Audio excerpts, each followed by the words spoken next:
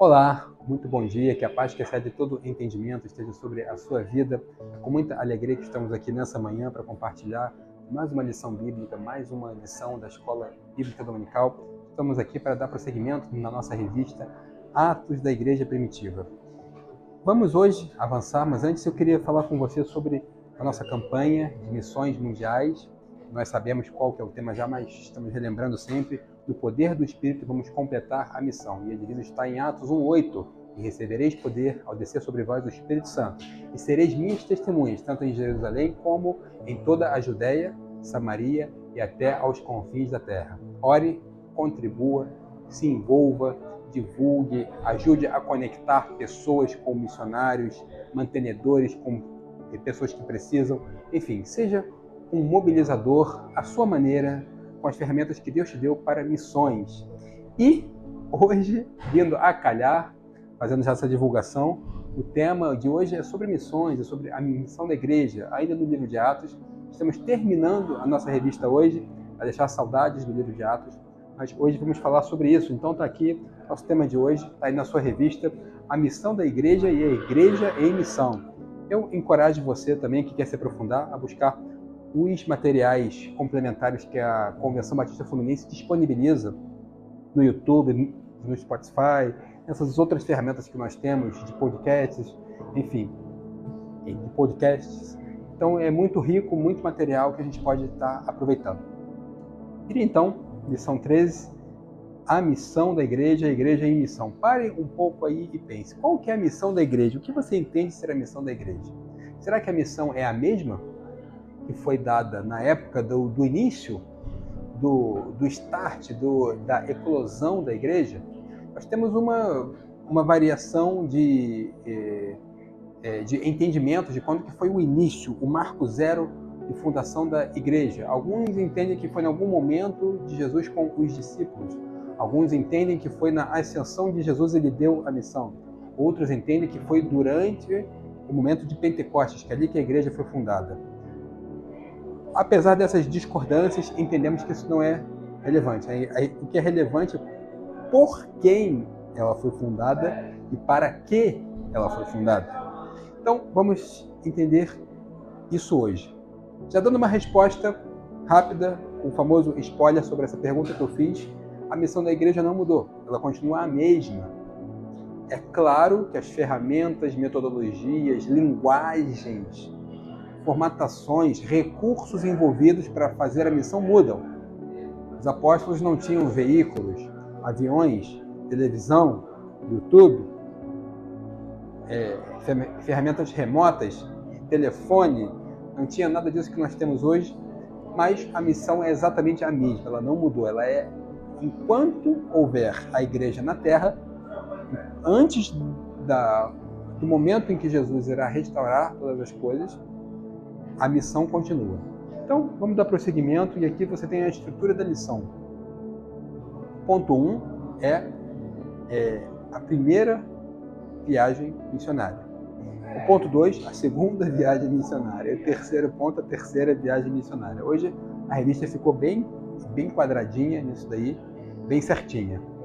Então, dando prosseguimento para o próximo slide, desse slide aqui, eu gostaria de conectar com a lição anterior, a lição número 12, domingo passado, ministrada presencialmente pela irmã Ana Rosa, conectando a lição anterior, a chegada dos gentios. Em Atos 10, em Atos 15, nós temos passagens formidáveis sobre acontecimentos da igreja que trouxeram uma nova visão e um novo momento para a igreja. A igreja começou em Jerusalém. Começou com um público essencialmente de judeus. E algumas pessoas entendiam que a igreja era para ser composta sempre e seria assim somente por judeus. Mas o entendimento não era esse. A salvação é universal. A salvação é para toda a humanidade, daqueles que Deus, como diz a palavra, escolheu para si. Não vou entrar na questão das doutrinas existentes da eleição, mas aqueles que estão dentro desse ambiente de escolha. É universal. Não estou falando de universalismo, que todos serão salvos. Não é isso. Estou dizendo que o evangelho é universal no sentido que é para todo povo, tribo, língua, raça e nação. Para todos. Não é para ter distinção. Nós vamos pregar o evangelho para os chineses, para os africanos, para os americanos, para tal população. Não. Ou somente para os judeus seria uma incoerência. As promessas que nós temos feitas aos profetas, as profecias dadas por Deus a esses profetas, era luz para os gentios, era a salvação vindo, os povos vindo a aprender, como diz lá em Isaías, a salvação, aprender o caminho, luz para os gentios, luz para as nações. O plano de Deus, o caráter do evangelho, que ele fosse universal, para todos os povos, todas as nações, todas as etnias, todas as segmentações da humanidade, todos os continentes. Por isso Jesus falou, até os confins da terra. Então, para desmistificar, temos em Atos 10 a visão de Pedro. Então Pedro vê aquela visão e tem uma experiência fantástica que na mesma hora Deus fala com Cornélio e fala com Pedro. Pedro então vê que há uma conversão de gentios e o Espírito Santo desce sobre os gentios. Depois, Pedro reconheço que Deus não faz acepção de pessoas. Então, a igreja começa a se espalhar entre os gentios também, começa a ter conversões de gentios, comunidades já de pessoas fora do ambiente do judaísmo se convertendo ao evangelho, e então dessa maneira começa a ter confusão. Algumas pessoas começam a dizer que era necessário se circuncidar para ser salvo. Então, essa desavença aconteceu. Algumas pessoas começaram a ir para alguns polos, algumas comunidades e dizer essa questão que era uma heresia, não era uma verdade, não era algo bíblico, não era algo instituído por Jesus ou pelos apóstolos. Então, há um concílio em Jerusalém, que está em Atos 15. Então, os apóstolos, com o discurso de Pedro, o discurso de Paulo e Barnabé e o parecer de Tiago, chegam à conclusão de que o evangelho é para todos. E os gentios estão elegíveis para receber o evangelho. Não podia ser diferente disso. E também a figura do apóstolo Paulo, que é tratada nessa lição. Gostaria que você reconectasse com isso para que a gente possa introduzir a da missão. Nós vemos desse ambiente para chegar no que dessa lição trata, são as 3 viagens missionárias de Paulo, e gostaria também de abordar uma outra viagem em que Paulo vai a Roma. Os nossos textos básicos são 3, mas fique tranquilo, não são textos grandes. Você pode ler os capítulos todos. Encorajo você que está lendo o livro de Atos todo, ou que leu até aqui, e leia do 13 ao 18, pode ser durante a semana, espaçado, a sua maneira, mas é interessante. Vamos começar com Atos 13, 1 ao 3, depois eu vou ler direto Atos 15, 36 ao 41, logo na sequência, Atos 18, 24 ao 28. Então, Atos 13, do 1 ao 3, acompanhe na sua Bíblia, no seu dispositivo, ou ainda pode ver aqui na tela. E na igreja que estavam em Antioquia havia alguns profetas e doutores, a saber, Barnabé e Simão, chamado Níger, e Lúcio, Cireneu e Manaém, que fora criado com Herodes, o tetrarca, e Saulo. E servindo eles ao Senhor, e jejuando, disse o Espírito Santo: Apartai-me a Barnabé e a Saulo para a obra que os tenho chamado. Então, jejuando e orando, e pondo sobre eles as mãos, os despediram. Atos 15, 36 ao 41. 36. Em alguns dias depois, disse Paulo a Barnabé: Tornemos a visitar nossos irmãos por todas as cidades em que já anunciamos a palavra do Senhor, para ver como estão. E Barnabé aconselhava que tomassem consigo a João, chamado Marcos. Mas a Paulo parecia razoável que não tomassem consigo aquele que desde a Panfilha se tinha apartado deles e não os acompanhou naquela obra. E tal contenda houve entre eles, que se apartaram um do outro. Barnabé, levando consigo a Marcos, navegou para Chipre, e Paulo, tendo escolhido a Silas, partiu, encomendado pelos irmãos à graça de Deus, e passou pela Síria e Cilícia, confirmando as igrejas. 2 coisas que eu quero destacar antes do outro texto. Na primeira viagem, Paulo ainda era chamado de Saulo.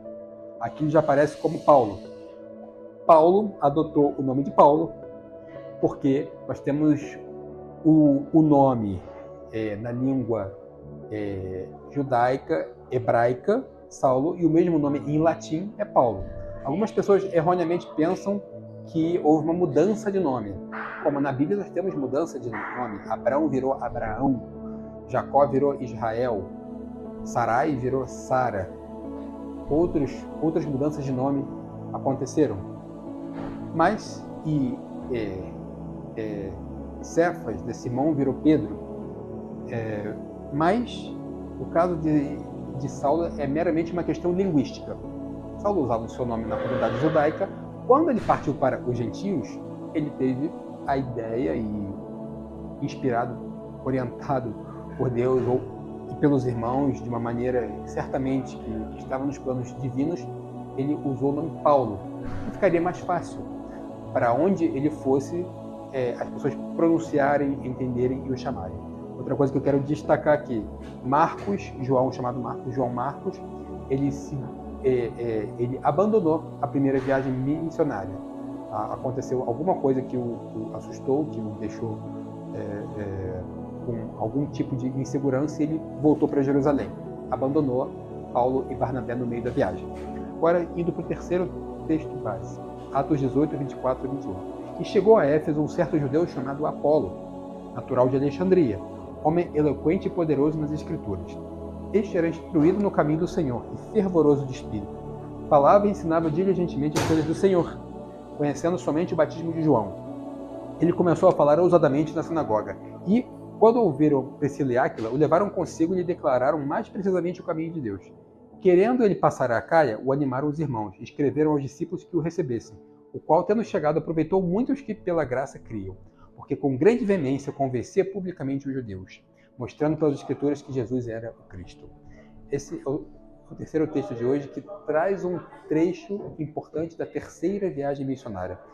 Note que eu vou colocar aqui alguns mapas que são importantes para a compreensão.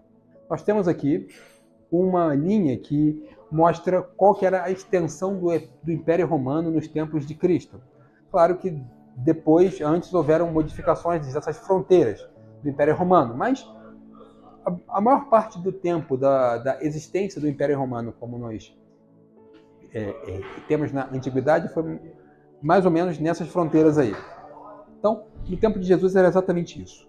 Nós temos essa visão de mundo, e foi essa visão de mundo que foi o início da expansão do Evangelho. Foi nesses lugares em que o Evangelho teve o seu primeiro nível de expansão. Tá? É claro que hoje ele se expandiu, e em outros momentos também se expandiu para muitos lugares, até porque nós chegamos aos confins da Terra. Estamos para completar a missão que falamos no início, a campanha missionária. Precisamos, como igreja, no mundo todo, completar a missão. Levar para os últimos povos, últimos lugares, últimas pessoas que ainda não ouviram o Evangelho, chegar a esses lugares para completar. Mas esse foi o início. Uma coisa importante para a expansão do Evangelho foi que o Império Romano, eles construíram muitas estradas. Coisas que uma questão logística que antes nós não vimos essa preocupação toda em outros impérios.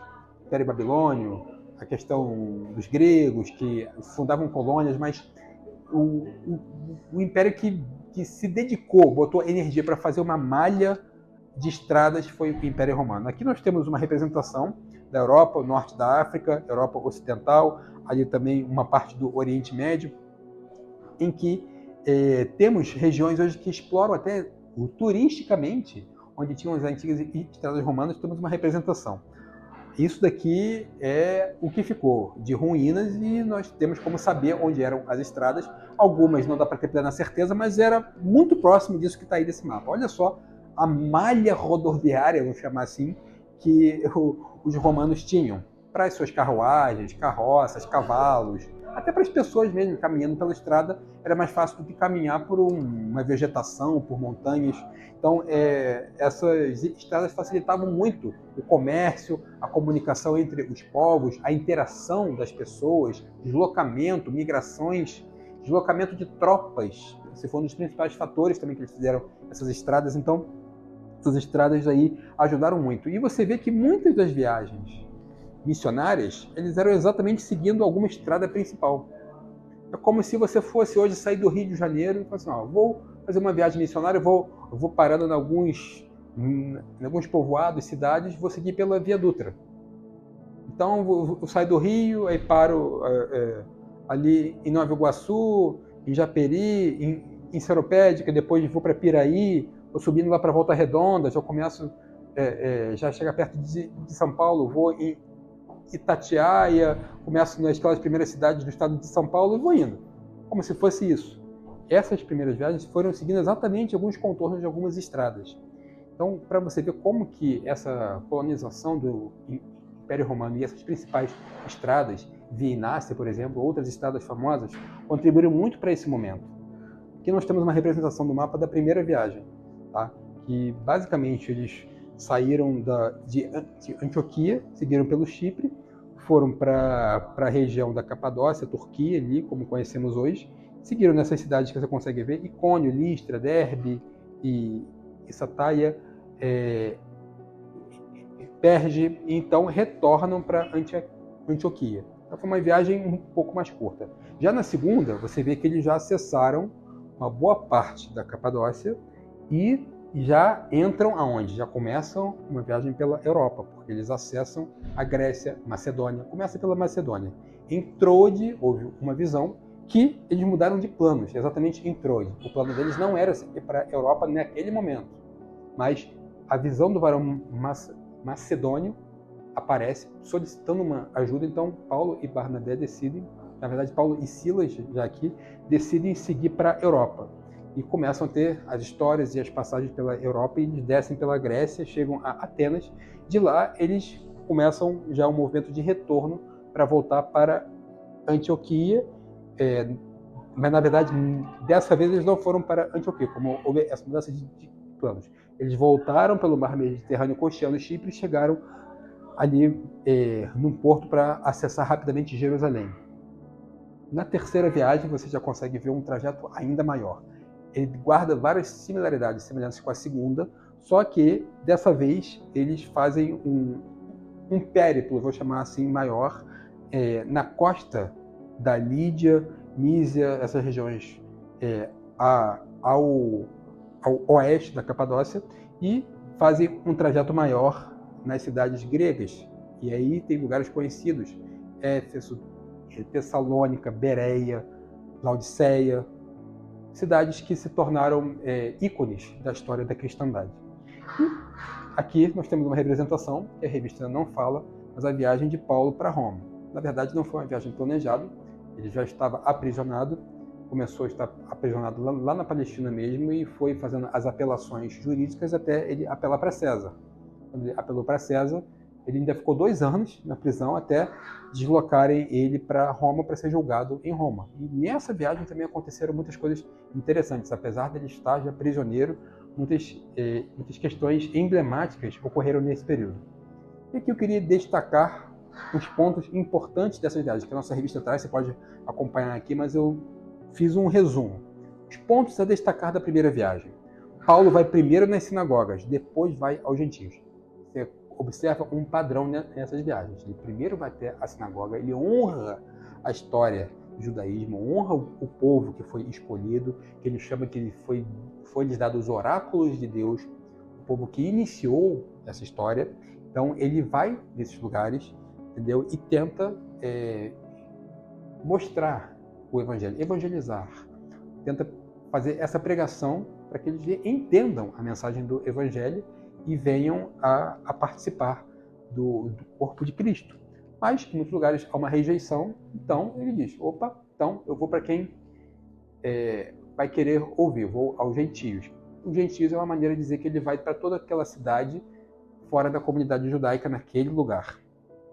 E começa uma ferrenha oposição. Você começa a ouvir a história de Paulo, de descer num cesto, ser apedrejado, ser preso, ser chicoteado, enfim, todas essas histórias de perseguições começam a fluir, que é uma característica do evangelho do início e até os dias de hoje. Sempre temos perseguições. Claro, perseguições diferentes.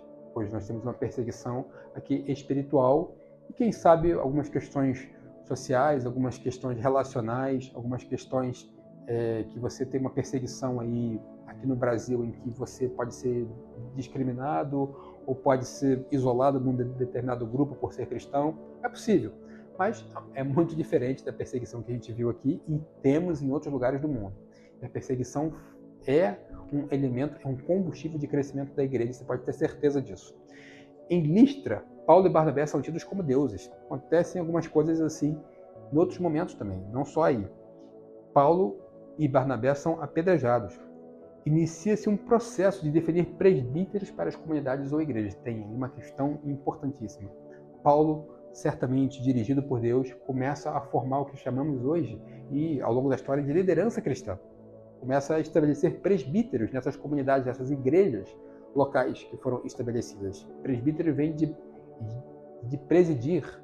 Então, eram os líderes dessas igrejas, presidiam essas igrejas. Começa a estabelecer líderes, começa a investir em líderes, começa a doutrinar, discipular líderes, que são as pessoas que vão conduzir esse rebanho. Estão se convertendo em pessoas, acrescentando no corpo, está crescendo, então é necessário fazer isso. Pontos a destacar da segunda viagem. É uma viagem um pouco maior, como falamos, então foi uma viagem mais longa. Houveram visitas de confirmação, encorajamento e doutrinação das igrejas plantadas. Isso é muito legal. Paulo se preocupa nas outras viagens em voltar às igrejas, ver como elas estão. Ele até fala para Barnabé, vamos voltar nas igrejas para ver como elas estão, encorajá-los, complementar os ensinamentos, fazer eventualmente correções, tudo isso. Existiu nessa viagem a discordância de Paulo e Barnabé sobre João Marcos. Eu ia destacar uma questão de João Marcos. Paulo não aceita João Marcos voltar para a equipe missionária. Então, Barnabé pega João Marcos e vai para o Chipre. João Marcos foi uma pessoa extremamente privilegiada, porque João Marcos ele era filho de uma pessoa que hospedava igreja lá em Jerusalém, hospedava pessoas da igreja. João Marcos possivelmente era uma daquelas criancinhas que estavam no entorno de Jesus. João Marcos tinha um parentesco com apóstolos, uma pessoa com muitas conexões. Desde criança viu muita coisa acontecer. Uma pessoa realmente privilegiada, mas ali na sua juventude alguma coisa o fez abandonar a viagem, e Barnabé entendeu que ele merecia uma segunda chance, que ele deveria ter uma segunda chance. Paulo, mais rígido, não. Essa discordância foi tal que eles se separaram. Mas eu quero destacar que é o seguinte, lá no final da vida, lá no ocaso do ministério de Paulo e da sua própria vida, como eu falei, Paulo escreve uma carta para Timóteo e pede para ele trazer João Marcos para ele. Paulo sente a necessidade, muitos anos depois, certamente João Marcos já estava mais maduro, mas ele pede para João Marcos ir fazer companhia para ele. Olha que questão interessante, como que Paulo, de certa maneira, não quis a continuidade, mas no final acabou dependendo dele. Acabou não dependendo, mas tendo uma conexão. Como que nós temos que atentar para isso e valorizar pessoas? Coisa que Barnabé levou João Marcos com ele, possivelmente o aconselhou e colaborou para o amadurecimento de João Marcos, que foi um dos escritores dos evangelhos, foi quem escreveu o Evangelho segundo Marcos. Isso é fantástico. Barnabé foi uma pessoa importantíssima, um grande discipulador também por isso. Paulo e Silas continuaram a viagem, que era narrada por Lucas. Nós não temos narrativas de Barnabé depois disso. Sabemos que ele foi para Chipre. A história cristã, a tradição cristã diz que ele mais permaneceu em Chipre, estabeleceu-se lá, ficou um pouco mais radicado lá em Chipre, fazendo seu ministério por lá de uma maneira mais fixa. João Marcos possivelmente voltou para alguma itinerância, mas nós temos as narrativas de Atos depois seguem a visão de Lucas. Lucas fez as narrativas para mostrar o desenvolvimento da igreja, que não aconteceu só nessas viagens de Paulo. Estavam acontecendo muitas outras coisas em outros lugares, mas isso que Deus permitiu que ficasse registrado, porque são coisas importantes para nós.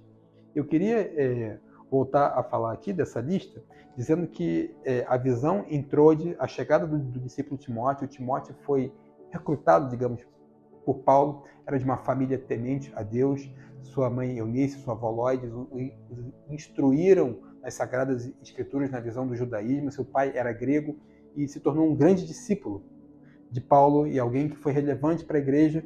A gente vê isso nas cartas e depois na história cristã. Lídia, a primeira convertida da Europa, a visão entrou de que eu já falei, que o varão macedônio possibilitou que houvesse uma mudança de planos, e foi super importante o evangelho começar um percurso pela Europa. A prisão de Paulo e Silas, aquela aquela passagem famosa que você deve conhecer, que eles foram presos e cantavam louvores meia-noite, e houve um terremoto, a prisão se rompeu toda. É uma passagem muito linda e que fala muito para nós. Os bereanos, como na igreja de Bereia, as pessoas que tinham um cuidado em estudar e conferir as coisas na palavra de Deus, e hoje falamos até, foi criado lá um verbo, berear, que eu aconselho que todo cristão tenha essa atitude de berear, conferir, ver se o que está sendo dito, ensinado, até o que eu estou falando, confere aí na sua Bíblia se é isso mesmo, conecta com outros textos para ver se está contextualizado. Todo ensinamento tem que passar por esses crivos. Paulo em Atenas e no Areópago temos uma passagem formidável. Estude sobre isso, como que Paulo fez a pregação no Areópago, como isso foi importante para o desenvolvimento da igreja. Em Corinto, conhecendo Áquila e Priscila, como esse casal foi importante também para a equipe de Paulo, para os envios que Paulo fez, para o estabelecimento da igreja em muitos lugares, e em Roma, depois, esse casal, o voto e o retorno a Jerusalém. Tá aí algo importante também para a gente falar. E pontos a destacar da terceira viagem. Conhecendo Apolo, um orador cristão que só conhecia o batismo de João. Como não tinha ciência plena do batismo e da questão do Espírito Santo, e como Priscila e Áquila os orientaram, e você vê nas cartas para Corinto, aos Coríntios e outros momentos da Bíblia, como que Apolo se tornou uma figura importante na igreja também. A descida do Espírito Santo em Éfeso, como aconteceu isso? Uma comunidade que foi batizada nas águas, mas não tinha sido batizada pelo Espírito Santo. Como nós temos também em outro lugar, noutra passagem da Bíblia, houve um lugar em que o Espírito Santo desceu sobre os gentios. Eles não tinham sido batizados ainda nas águas.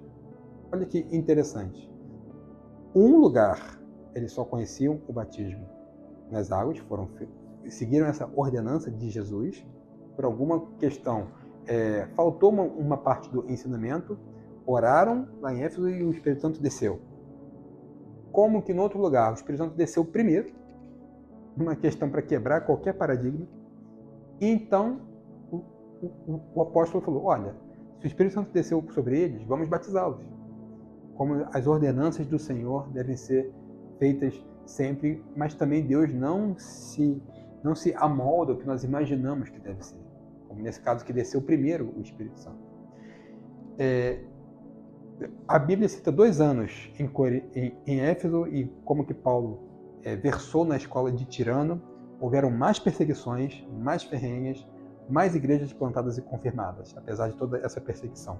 Queria falar também sobre esses pontos da viagem para Roma. Paulo estava preso, mas aconteceram passagens especiais. O caso da cobra que picou a mão de Paulo, a cura de Públio, o naufrágio, e como que Paulo orientou antes do naufrágio, foi usado por Deus. Tantas coisas maravilhosas aconteceram numa viagem que ele estava preso, um deslocamento para levá-lo na condição de prisioneiro, de encarcerado. Mesmo assim, Deus usou a vida dele. Também, sobre todas essas outras coisas, eu queria te perguntar para a gente finalizar. Qual a missão da igreja? O que você entende de ser a missão da igreja? Falamos das viagens missionárias de Paulo, mas será que todos nós temos que fazer viagens como essa? Será que todos nós precisamos nos deslocar? A Bíblia diz, ide, ou indo, vão indo e falem. A Bíblia nos orienta muitas coisas, mas qual que é a missão da igreja? O que você entende de ser a missão? Ora, vamos recuperar aqui esses textos aqui, como Jesus deixou quando ele se elevou aos céus, como que ele deixou a missão. Vou ler a missão relatada nos 3 evangelhos sinóticos. Primeiro em Mateus 28, 18 ao 20. Acompanhem comigo. E chegando-se Jesus, falou-lhes, dizendo, é-me dado todo o poder no céu e na terra. Ou, na tradução, toda a autoridade me foi dada no céu e na terra. Portanto, ide, fazei discípulos de todas as nações, batizando-os em nome do Pai, do Filho e do Espírito Santo, ensinando-os a guardar todas as coisas que vos tenho mandado. E eis que estão convosco todos os dias, até a consumação dos séculos. Amém. Qual que é a ênfase aqui? Jesus fala da autoridade dele e diz, ide, faça discípulos e batize. A ênfase da missão aqui, nesse texto, está no ir, fazer discípulos e batizar. Agora em Marcos, mais curtinho, como é peculiar o Evangelho de Marcos, mais direto ao ponto, mas a missão foi relatada assim. E disse-lhes, ide por todo mundo, pregai o Evangelho a toda criatura. Quem crê e for batizado será salvo, mas quem não crê será condenado. Bem direto ao ponto, mas qual que é a ênfase aqui? Pregar. Proclamar o Evangelho. E toda criatura. Fazer discípulos de todas as nações, pregar a toda criatura. Como esses textos são complementares. E ainda para enriquecer Lucas. Como que Lucas relatou a missão dada por Jesus? Lucas 24, 45 e 48. Então abriu-lhes o entendimento para compreenderem as Escrituras. E disse-lhes, assim está escrito, e assim convinha que o Cristo padecesse e ao terceiro dia ressuscitasse dentre os mortos. E em seu nome se pregasse o arrependimento e a remissão dos pecados em todas as nações, começando por Jerusalém. Dessas coisas sois vós testemunhas. Qual que é a ênfase aqui na missão dada na ótica relatada por Lucas? Exatamente o testemunhar. Como nós temos complementaridade? Então, vamos para esse slide aqui em que a gente resume essas três visões diferentes dadas pelos três sinóticos. O pregar, que está em Marcos, o testemunhar em Lucas e o discipular em Mateus. Há uma complementaridade nessas ênfases missionárias sobre a ótica eclesiástica, sobre a missão da igreja. Então, gostaria também de fazer uma dinâmica que eu estou fazendo em sala de aula. Você está me vendo em casa, mas vamos falar sobre essas coisas aqui. Quando ele fala em Mateus, ensinando-os a guardar todas essas coisas, nós podemos colocar uma lista de coisas. Coloquei algumas aqui. Então, por exemplo, amar é missão da igreja? Socorrer é missão da igreja? Adorar é missão da igreja? Contribuir é missão da igreja? Salgar, ser sal é missão? Encorajar? Confrontar o pecado, a injustiça? Ensinar, eu botei aqui reticências. Você pode colocar N palavras, porque Jesus falou, guardar todas as coisas que vos tenho ordenado. Quando ele diz, lá no discurso aos discípulos, amai-vos uns aos outros, assim como eu vos amei, amai-vos a vós também. A missão da igreja é amar, é para guardar isso também. Quando Jesus tinha uma atitude de volta e meia, queria contribuir com as pessoas necessitadas. Também é missão da igreja, guardar isso para esse tempo. Quando Jesus fazia o seu ministério de cura, será que a igreja também tem que guardar esse princípio, também ser instrumento de cura? Sim. Quando Jesus efetuou libertação, expulsava demônios, isso também é importante para a missão da igreja? Também é guardar tudo que ele ordenou. Por isso tem essa lista que pode ser infinita. Botei alguns exemplos aqui, mas ela pode ser infinita. Tudo isso pode ser considerado missão da igreja. Eu gostaria de falar como o texto de Mateus 28 é conhecido como a Grande Comissão. Mas, como diz essa imagem aqui, em muitos lugares se corta o C. O C cai, o C desaba e vira grande omissão. Foi feita uma pesquisa nos Estados Unidos. Um grupo entrevistava cristãos saindo da igreja, do templo, após o culto. Entrevistou em vários lugares diferentes, denominações diferentes, em horários diferentes, pessoas de idades diferentes, de tempo de conversão, de tempo de cristianismo diferente. Fez uma pesquisa ampla e com metodologia científica, com todas as questões estatísticas, tudo certinho. Entrevistou muita gente. O assustador número de mais de 70 pessoas, de 70% das pessoas, em alguns lugares, em algumas regiões, chegava a mais de 80%, não sabiam o que era a Grande Comissão. Isso é uma vergonha, isso é uma questão assim que não dá para imaginar, não saber o que é a Grande Comissão. É exatamente isso, o ir de Jesus. Não vamos fazer essa vergonha, que na nossa igreja todo mundo sabe o que é a Grande Comissão, que é ir, é indo, fazer discípulos, ensinar, guardar, cumprir a missão da igreja. Eu queria terminar que você responda essa pergunta, que você seja um instrumento de Deus para despertar para a missão, para que você também seja despertado. Como está sendo a missão? Como está sendo a missão da igreja no mundo? Será que com os recursos tecnológicos, financeiros, digitais que temos hoje, já não era para a gente completar rápido a missão? A igreja não podia fazer um planejamento para completar essa missão em X tempo, já ter uma mobilização para acontecer? Será que guardar todas essas coisas, nós estamos fazendo na integralidade essa missão? Será que aqui, na nossa cidade, estamos fazendo? Na nossa comunidade, na primeira igreja batista de Teresópolis, ou aí você que está assistindo que é de outra comunidade, de outra igreja, estão fazendo isso? não é um tom de acusação, não é para a gente criar confusão, mas é para nós refletirmos, deixar que o Senhor nos corrija e nos aperfeiçoe, para que possamos cumprir a missão. E como foi, já falei mais uma vez e volto ao tema da campanha missionária. Vamos completar a missão. Que você seja inspirado por Deus a saber qual que é a missão. Que você seja inspirado por Deus a entender esse propósito, a entender o que nós estamos fazendo aqui nessa terra. Por que nós ainda estamos aqui? Qual que é o papel da igreja na sociedade, no mundo? As esferas de influência da sociedade. Isso é um tema interessante também, que não temos tempo aqui, mas a igreja tem que exercer influência em todos os segmentos da sociedade. Está em todas as camadas e exercer o seu papel. Ser o sal e a luz. Ser a consciência de uma sociedade, de uma nação. Esse é o papel da igreja e a missão é essa que nós falamos. Baseado no Ide de Jesus, na grande comissão, no que foi relatado nos 3 sinóticos, que você seja abençoado e despertado para ser uma pessoa que tenha um papel, a sua maneira, como Deus te colocou para fazer, como Ele já colocou recursos às suas mãos, já te deu os dons que você precisa para fazer o que Ele designou para você fazer. Que assim seja na sua vida. Vamos terminar orando. Queria, mais uma vez, manifestar muita gratidão de estar aqui por esse privilégio.